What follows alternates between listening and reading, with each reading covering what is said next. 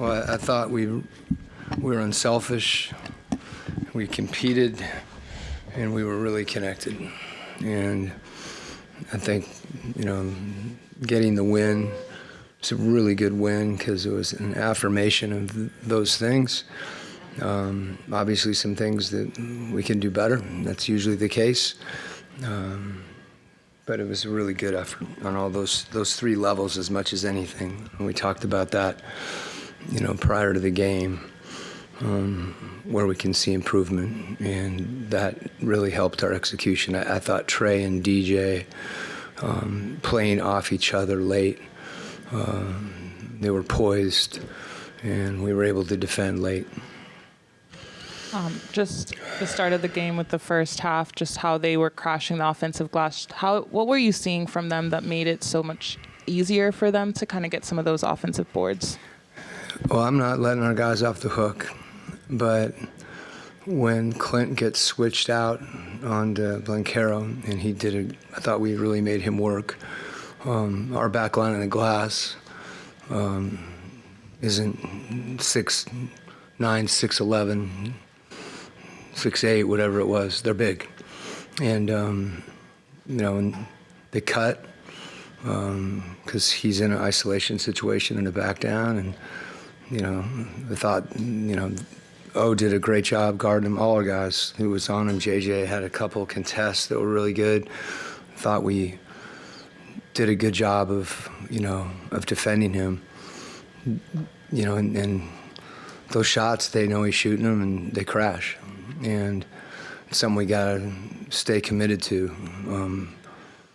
But as much as anything, it's the process of, getting those hits, because that's if we can't really jump with them. And even when someone's got a running start, it's hard.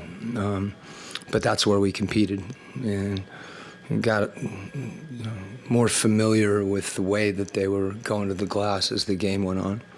And I thought our guards rebounded. We have to rebound. We have to gang rebound.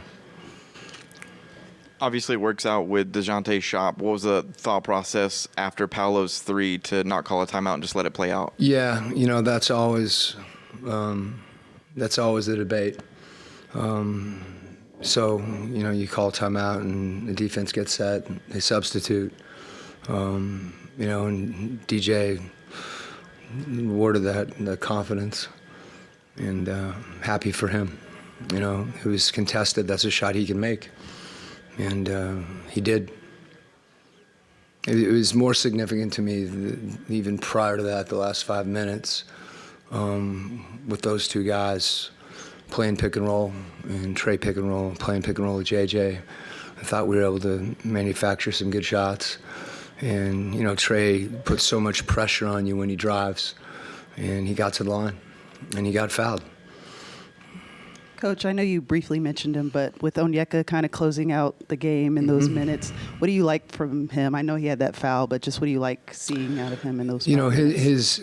His energy, whether he's in with Clint, we felt like that matchup for him, it was a good matchup because of his strength. And, I thought he was terrific on the glass. Trey found him on the roll. And he's got really good hands.